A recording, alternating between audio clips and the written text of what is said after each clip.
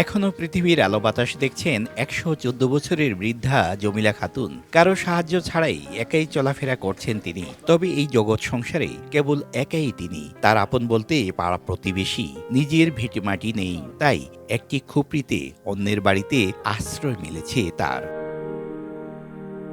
দুই মেয়ের বিয়ের পর তারাও আলাদা। স্বামীর মৃত্যুর পরও জীবনযুদ্ধে হার মানেননি বৃদ্ধা জমিলা খাতুন। চোখের আলো কমেছে, খাবারে তেমন একটা চাহিদা না থাকায় সামান্য কিছু খেয়েই জীবন পার করছেন।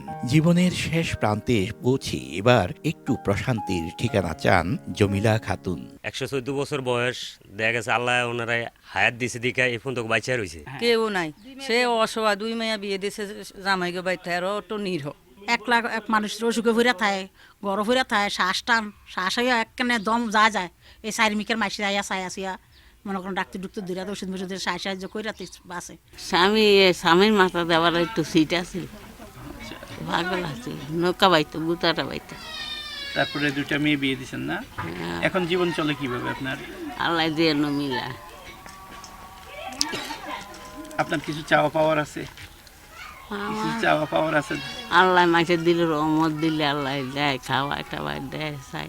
এদিকে অতি বয়োবৃদ্ধ অসহায় এই নারীর খোঁজ পেয়েছেন স্থানীয় সংসদ সদস্য, তাই তার পাশে দাঁড়াতে চান তিনি। আমি অভিভূত হয়েছি যে মহিলা, যখন আমি তার আইডি কার্ড দেখলাম যে তার বয়সটা ১১৪ বছর প্লাস হবে।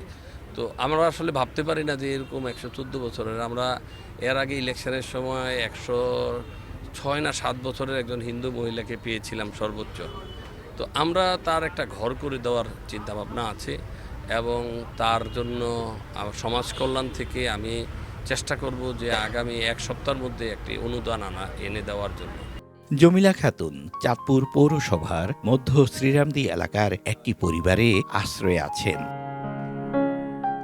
ফারুক আহমদ, সময় সংবাদ, চাঁদপুর।